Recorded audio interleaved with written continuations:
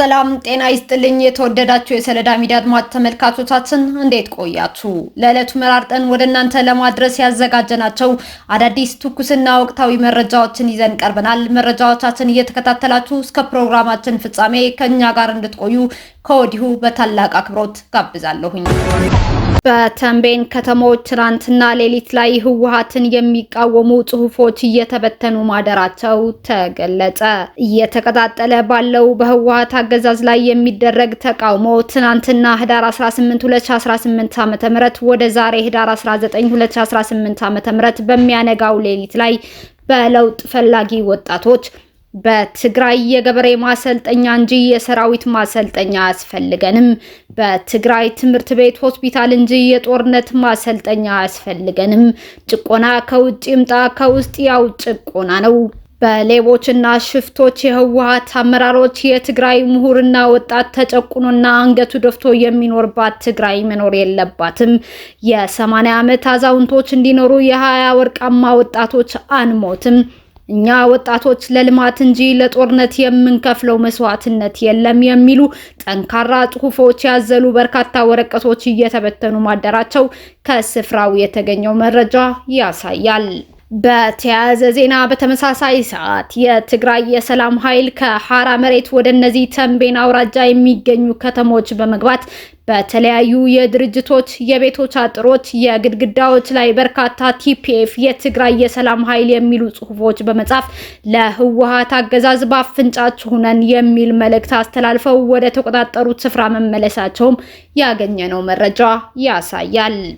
በትግራይ ክልል ያለው ወጣት የህወሓትን አገዛዝ ለማስወገድ ተደራጅቶ እየተንቀሳቀሰ እንዲሁም የተለያዩ ከባባድ ማስጠንቀቂያዎችን ያዘሉ መልእክቶችን ለህወሓት ቡድን እያስተላለፈም ይገኛል። በተያያዘ ዜና በተለያዩ በትግራይ ክልል ያሉ አውራጃዎች በሚገኙ ከተማዎችም መሰል እንቅስቃሴ ተቀጣጥለው ቀጥለዋል። አሰብ የኢትዮጵያ ሉዓላዊ ግዛት፣ ቀይ ባህር ደግሞ መውጫ መግቢያዋ ሆኖ ወደ ነባራዊ እውነታው ሊመለስ ይገባል ሲሉ የአፋር የሀገር ሽማግሌዎች ተናገሩ።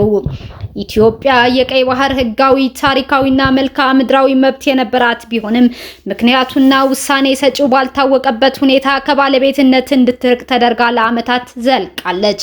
በዚህ ምክንያት ደግሞ ባለፉት 30 ዓመታት የባህር በር ባለቤትነት የሀገር ህልውናና የትውልዱ ጥያቄ ሆኖም መጥቷል። በመሆኑም የኢትዮጵያ የባህር በር ባለቤትነት ጥያቄ በትውልዱ ዘንድ ጥያቄ ሆኖ ከ3 አስርት ዓመታት በላይ የዘለቀ ሲሆን አሁን ላይ የህልውና ጉዳይ ሆኖ በሰላማዊ መንገድ የማግኘት ጥረት እየተደረገም ይገኛል። በመሆኑም የኢትዮጵያ የባህር በር ባለቤትነት ጥያቄ ምላሽ እንዲያገኝ ሰላማዊና ዲፕሎማሲያዊ ጥረቶች ተጠናክረውም ቀጥለዋል። ከዚህ ጋር በተገናኘ ኢዜአ አነጋገርኳቸው ያላቸው የአፋር የሀገር ሽማግሌዎች አሰብ የኢትዮጵያ አካሏ፣ ቀይ ባህር ደግሞ መግቢያ መውጫ በሯ ሆኖ ለዘመናት ስለማገልገሉ በታሪክ የተመዘገበና ዓለም የሚያውቀው ሀቅ መሆኑን አንስተዋል። የአፋር ክልል ህዝብ ደግሞ ቀይ ባህር አቅራቢያው እያለ የተቆለፈበትና ከባህሩ የተገለለ ሆኖ በፍጹም ሊኖር የማይገባ በመሆኑ መብቱ ሊከበርለት ግድ ይላል ሲሉ አንስተዋል። ከሀገር ሽማግሌዎቹ መካከል አቶ ጅብሪል አሊና አቶ ኦስማን ኢብራሂም ኢትዮጵያ በአቅራቢያዋ ከሚገኘው ቀይ ባህር ተነጥላ ፈጽሞ ልትቀጥል አይገባም ብለዋል። በመሆኑም አሰብ የኢትዮጵያ ሉዓላዊ ግዛት፣ ቀይ ባህር ደግሞ መውጫ መግቢያዋ ሆኖ ወደ ነባራዊ ሁኔታው ሊመለስ ይገባል ነው ያሉት። በየትኛውም መመዘኛ ኢትዮጵያንና ህዝቦቿን ከቀይ ባህር መነጠል አይገባም በማለት አጽንኦት ሰጥተው ለመብታችን መከበር ህጋዊና መሰረታዊ ጥያቄያችን ይቀጥላል ብለዋል። የሀገር ሽማግሌዎቹ የኢትዮጵያ የባህር በር ባለቤትነት ጥያቄ በጋራ ከመጠቀምም ባለፈ የህይወትና የደህንነት ጉዳይ በመሆኑ የግድ ምላሽ ሊሰጠው እንደሚገባም አቶ ኦስማን ተናግረዋል። ሌላኛው የሀገር ሽማግሌ አቶ መሐመድ ሰይድ የአሰብና የቀይ ባህር ጉዳይ ታሪካዊና ህጋዊ መብታችን ሆኖ ሳለ በዝምታ መኖራችን ሁላችንም ያስቆጨ ነው ብለዋል። አሁን ላይ ግን ትክክለኛ ምላሽ የሚሻ የሀገር ህልውናና የትውልድ ጥያቄ በመሆኑ በአፋጣኝ ምላሽ ሊሰጠው ይገባል ሲሉም ተናግረዋል። መረጃው የኢትዮጵያ ዜና አገልግሎት ዘግቦታል።